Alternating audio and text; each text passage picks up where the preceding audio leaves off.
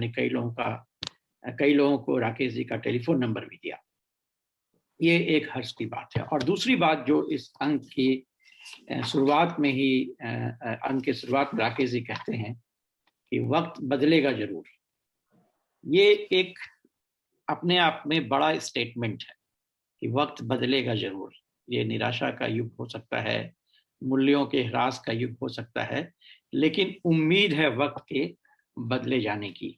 मैं अभी इस वक्त की पहचान के लिए मुझे लगता है कि समाज अध्ययन में बहुत सामग्री नहीं मिल पाती है मुझे। समाज अध्ययन जो कुछ हो चुका रहता है उसके विश्लेषण का कार्यक्रम तो बढ़िया से कर लेता है, लेकिन जो कुछ होने वाला है अगले 20-25 साल में, 50 साल में जो कुछ होने वाला है उसके बारे में समाज अध्ययन बहुत ठोस रूप से कुछ कह नहीं पाता, शायद कहने में घबराता भी है।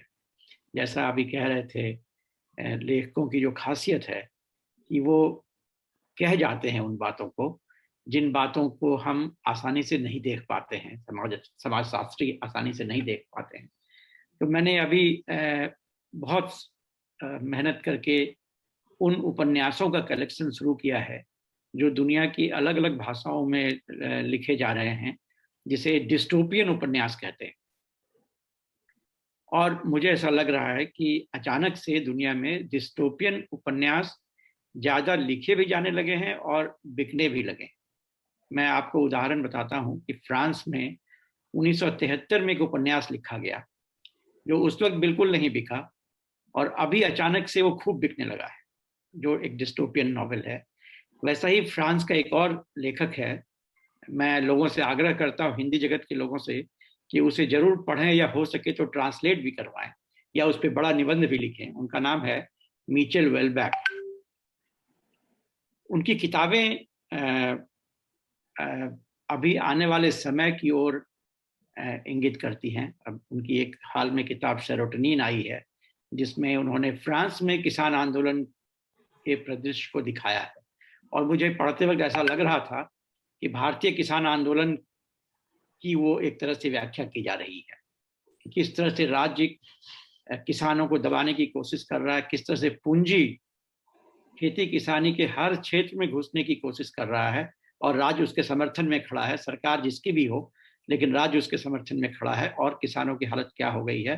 भारतीय किसानों ने तो एक अद्भुत काम कर दिखाया है जो पूरी दुनिया उसकी तरफ देख रही है कि कैसे भारतीय किसान ने पूंजी के इस मार्च टू एग्रेरियन सेक्टर को रोकने में सफलता प्राप्त की है। तो उस उपन्यास में आप देखेंगे, उसे 3 उपन्यास मैं एक साथ लोगों से पढ़ने का आग्रह करूंगा।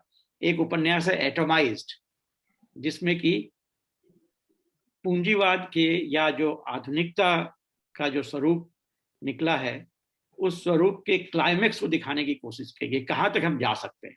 कि हम बिल्कुल व्यक्तिवादी हो गए हैं, इतने व्यक्तिवादी हो गए हैं कि वेलबैक एक जगह पे लिखते हैं कि जो प्रोटोगनिस्ट है उसका वो जीनोम साइंटिस्ट है और वो समाज के उस वर्ग में घूमता है जो वहाँ फ्रांस का सबसे ऊपरी वर्ग आप कह सकते हैं, और उसके फूहड़पन को वो दिखलाता है और फिर कहता है कि मेरे सामने हजारों फ्लैट्स हैं जिसमें 80% लोग अकेले रह रहे हैं, ये समाज हमने बनाया है। ये क्लाइमेक्स है इस आधुनिकता के विकास का।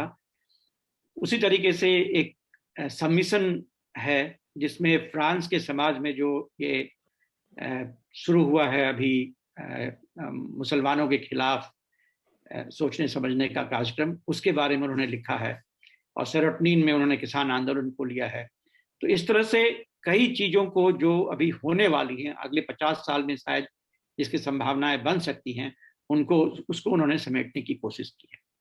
यदि मैं इन उपन्यासों के हवाले कहना चाहूँ कि हम किधर जा रहे हैं, तो मुझे ऐसा लगता है कि एक बड़े चिंतक हैं जीजक, उनकी बात सही है। वो कहते हैं कि हम समय के अंत में खड़े हैं। समय के अंत में खड़े होने का मतलब है कि जो समय शुरू हुआ था 18वीं सेंचुरी के आसपास में, उस समय का अब अंत आ रहा है। जो आधुनिकता, पूंजीवाद, जिन मूल्यों पे पूरा ये टिका हुआ था, उन मूल्यों का क्लाइमेक्स हो चुका है।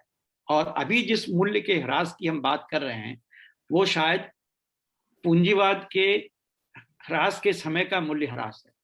पूंजीवाद भी एक ऐसे ऐसे मुकाम पे पहुंचा हुआ है कि इसके आगे बहुत से लोग कह रहे हैं कि इसे पूंजीवाद नहीं कहा जा सकता है, क्योंकि पूंजीवाद के अंदर भी एक कल्पना थी, जो जॉन लॉक की कल्पना थी कि व्यक्तिगत संपत्ति इसलिए दी जाए कि उससे ज्यादा रिसोर्सेज पैदा हो सकते हैं और लोगों के पास ज्यादा रिसोर्सेज पहुंच सकते हैं।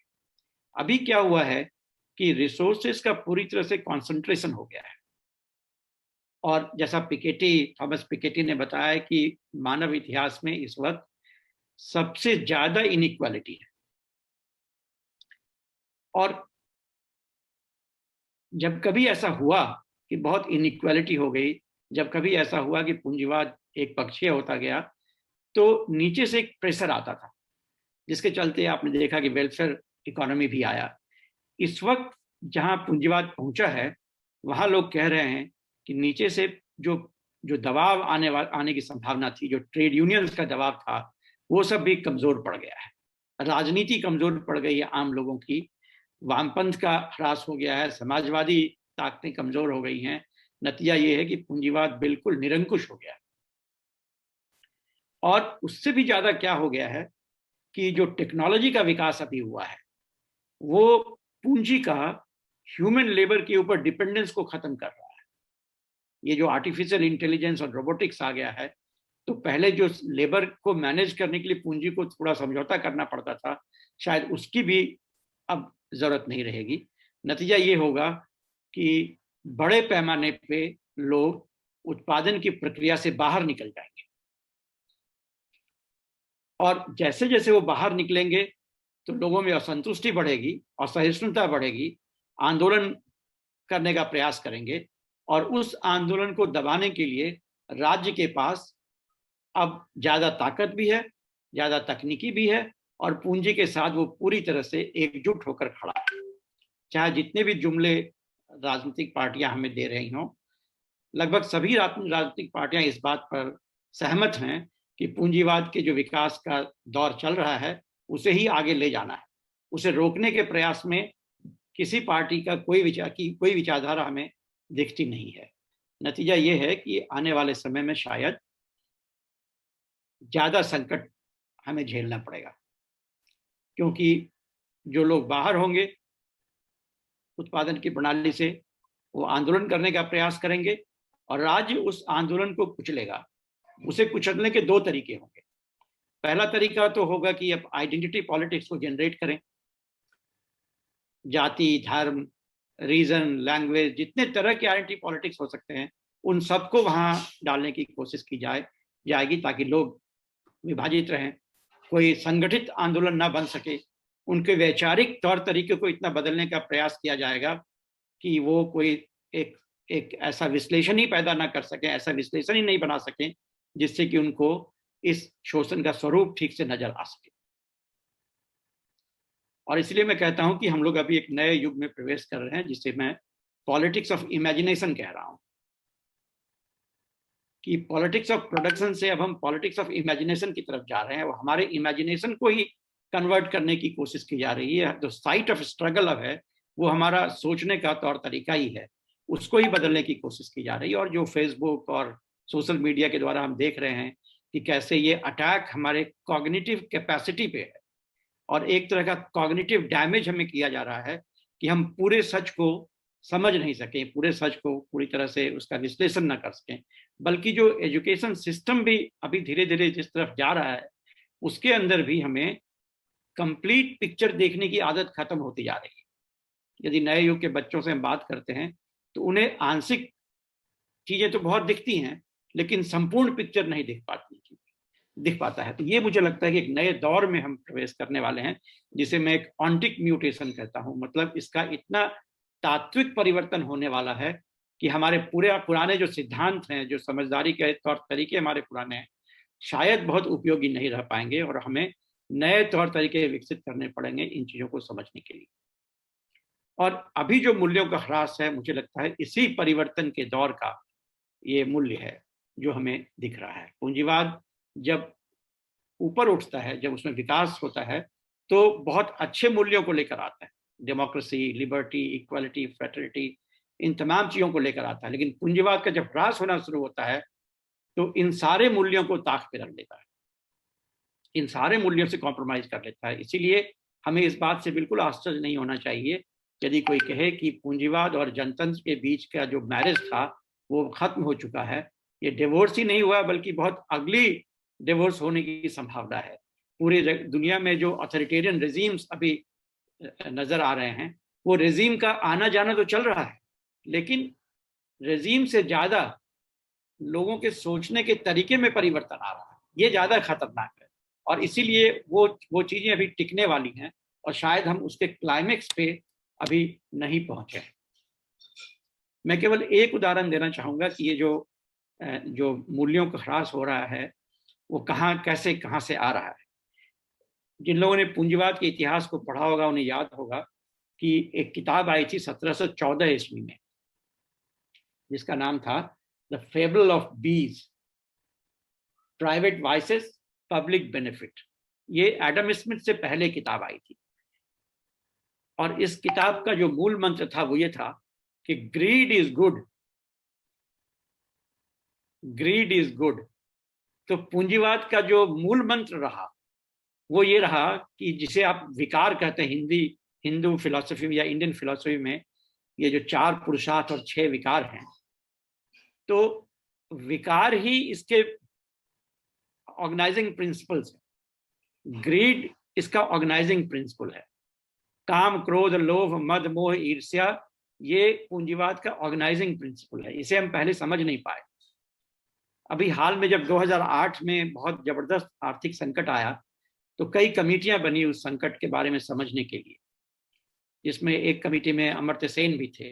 इस कमेटी के जो रिपोर्ट्स हैं उसकी भाषा का यदि आप विश्लेषण करेंगे तो एक अद्भुत बात सामने आती है। लगभग सभी लोग इस बात पे सहमत हैं कि इस संकट का बड़ा कारण जो था वो ग्रीड था, लालच था।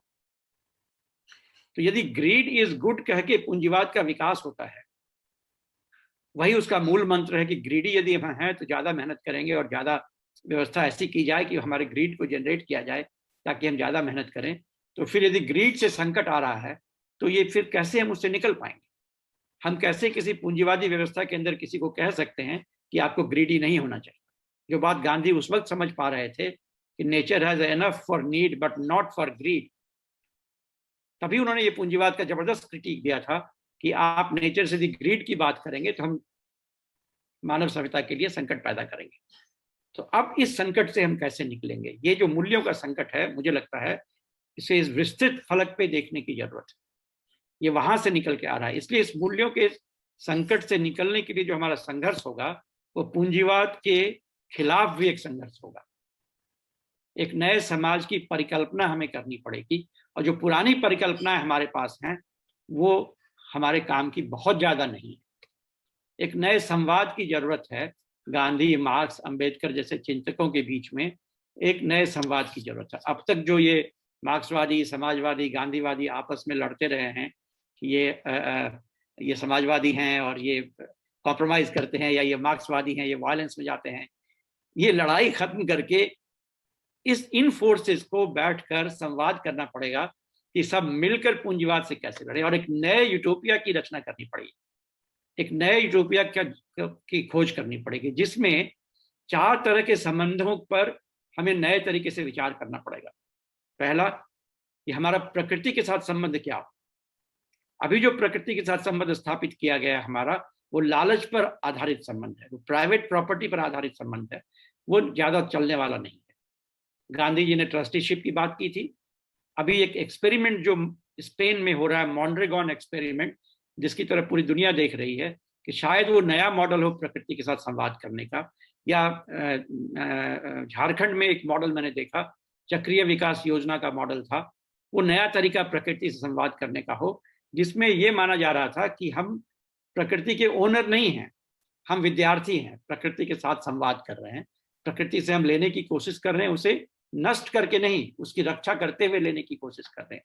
ये जो आदिवासी समाज में जो मूल्य है प्रकृति के साथ संबंध का, शायद वो हमारे समाज से बेहतर मूल्य है, और उसे हमें अडॉप्ट करने की जरूरत पड़ेगी, वहां से चीजों को हमें लेने की जरूरत पड़ेगी। तो पहला ये है कि प्रकृति के साथ हमारे संबंधों को रिडिफाइन करना होगा। दूसरा मुझे लगता है कि इंसान के साथ जो संबंध है, उसका जो आधार है, जो हम एक बायोलॉजिकल बीइंग है, उसकी जो जरूरतें हैं, उससे निकली हुई जो कामनाएं हमारी हैं, उन कामनाओं को कैसे रेगुलेट किया जाए, उसे भी नए तरीके से हमें सोचना पड़ेगा। अभी तक जो उन कामनाओं को रेगुलेट करने का तरीका हमारा था, वो पुराना पड़ गया है। जो फैमिली सिस्टम हमने बनाए थे, जो हमने एक सामाजिक सिस्टम बनाया था जिसमें कई तरह के विभाजन थे, उन सारे विभाजनों को खत्म करके एक नए मोर डेमोक्रेटिक रिलेशनशिप को हमें रीडिफाइन करना पड़ेगा। मेल फीमेल के बीच में, ageing people and young people के बीच में, इन तमाम तरह के रिलेशंस को रीडिफाइन करना पड़ेगा।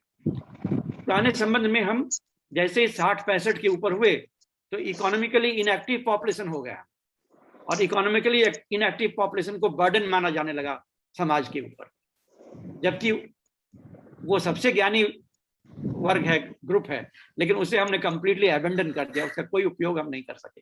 तो इस तरह के कई संबंधों को हमें चेंज करने की जरूरत पड़ेगी। उसी तरीके से जो ज्ञान के साथ हमारा संबंध है, अभी जो ज्ञान को हम बाजार की वस्तु बना रहे हैं, उससे चीजों को निकालने की जरूरत पड़ेगी। जैसे गांधी जी ने जो आलोचना की है प्रोफेशनल्स की, लॉयर्स एंड डॉक्टर्स की, वो आलोचना उस प्रोफेशन का नहीं है, वो आलोचना ज्ञान को बाजार में बेचने की आलोचना है।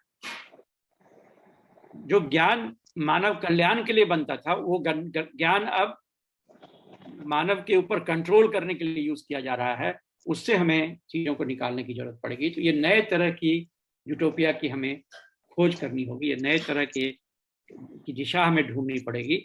मुझे लगता है कि जो मूल्यों का ह्रास है आज की तारीख में, और जो ये बेचैनी हमारी है, ये जो इनसिक्योरिटी हमारी है, उससे ही हम ज्यादा हिंसक हो रहे हैं और ज्यादा असहिष्णु हो रहे हैं। ये ह्यूमन इनसिक्योरिटी हमारे असहिष्णु होने का कारण है। तो ये जो लड़ाई हमें लड़नी होगी, चाहे असहिष्णुता के खिलाफ हो, जातिवाद के खिलाफ हो, सांप्रदायिकता के खिलाफ हो, राष्ट्रवाद के खिलाफ हो, इन तमाम लड़ाइयों को हमें अलग अलग, जब तक हम लड़ते रहेंगे, या प्रकृति के साथ जो छेड़छाड़ हो रहा है उसके खिलाफ हो, इन तमाम लड़ाइयों को यदि हम अलग अलग लड़ते रहेंगे तो हम कभी समय परिवर्तन की बात नहीं सोच सकते हैं, व्यवस्था परिवर्तन की बात नहीं सोच सकते हैं। इन सबके बीच में एक डायलॉग कैसे हो सके और एक नए यूटोपिया की खोज कैसे की जा सके, जो एक नया सपना हम कैसे क्रिएट कर सकें, जिसके लिए हम इतनी ऊर्जा सब जनरेट कर सकें कि एक बार फिर हम अपने जीवन को सेक्रीफाइस भी करने को तैयार हों, इसकी जरूरत दोबारा से आ पड़ी है, ऐसा मुझे लगता है। और इसीलिए ये जो मुझे लगता है कि जो विश्लेषण है असहिष्णुता या मूल्य ह्रास का, वो विश्लेषण हमें बड़े फलक पे करने की जरूरत होगी। मैं इतना ही कहना चाहूँगा। एक बार फिर से मैं सबद निरंतर का और राकेश जी का बहुत बहुत धन्यवाद करूँगा, उन्हें बधाई दूंगा कि इस जर्नल के द्वारा वो संवाद क्रिएट करने की कोशिश कर रहे हैं हिंदी जगत में, और हिंदी चिंतन जगत में ये रिसोर्सेस है जो इस तरह की लड़ाई को आगे बढ़ा है। और इस जर्नल से मुझे ये उम्मीद पैदा होती है कि इन रिसोर्सेस को हम दुनिया की दूसरी भाषाओं के लोगों के सामने भी ला सकेंगे। बहुत बहुत धन्यवाद सर। आपने काफी विस्तार से मूल्यों के विघटन और उसके बेहतर विकल्प क्या हो सकते हैं उस पर प्रकाश डाला। आपने बताया हमें कि हम समय के अंत में खड़े हैं, वहां जहां आधुनिकता, पूंजीवाद अपना चरम उत्कर्ष तो प्रकट कर रहा है, किंतु स्रोतों का जहां अंत दिखाई दे रहा है। और ऐसे में हमें एक नए यूटोपिया की जरूरत है जिसमें प्रकृति के साथ मानवीय संबंध हो, मानव के बीच जो पारस्परिक संबंध है उसको सुदृढ़ता प्रदान की जाए, और ज्ञान को बाजार की वस्तु न बनने दिया जाए। इन सब के बीच एक संतुलित संवाद की स्थिति बनी रहे। आपने इस तरह के मौलिक और मूल्यवान विचार से हमें शिक्षित किया। इसके लिए हम आपके आभारी हैं। अब मैं बिना विलंब किए आदरणीय सतीश कुमार झा जी को आमंत्रित करता हूं कि अपने विचारों से राकेश जी पहले लाभान्वित करें। पहले आनंद को हम लोग सुने। राकेश जी। जी सर। प्रोफेसर आनंद कुमार हैं, पहले हम लोग उनको सुने, अंतिम में। अच्छा सर जुड़ गए हैं? हाँ सर दिख रहे हैं। अच्छा, मैं आदरणीय प्रोफेसर आनंद कुमार सर से अनुरोध करता हूं कि आप अपने विचारों से हमें शिक्षित करें। आपकी वाग्मिता से लोकनाथ और शब्द निरंतर पहले भी परिचित है, तो इसलिए विशेष परिचय की तो कोई जरूरत नहीं है। सब लोग आपसे परिचित हैं, आपकी वाग्मिता से परिचित हैं, आपके अपार अनुभवों से परिचित हैं। तो बिना विलंब किए हम आदरणीय प्रोफेसर आनंद कुमार सर को आमंत्रित करते हैं अपने विचारों को रखने के लिए।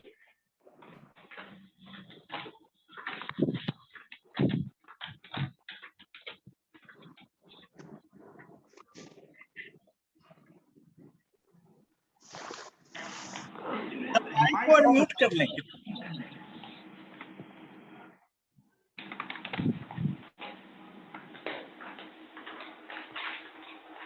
सर माइक बंद है। जी हाँ, अभी ठीक हो गया।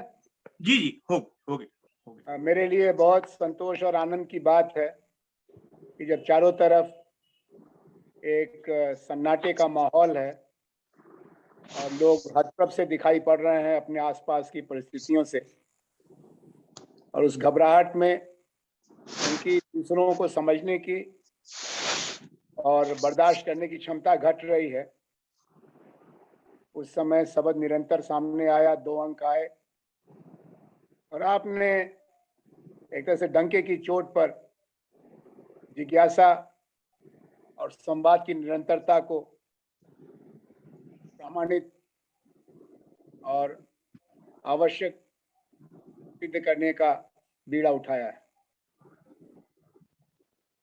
जब भी हम जिज्ञासा करते हैं अपने आसपास के बारे में, तो हर काल में सजग और अबोध के बीच में एक फासला होता है। अभी आपने एक सजग, जिज्ञासु और संवादी को सुना। कृष्ण मणि ठाकुर की प्रतिभा का मैं एक अरसे से कायल हूं, क्योंकि वो ठहराव के खिलाफ हैं।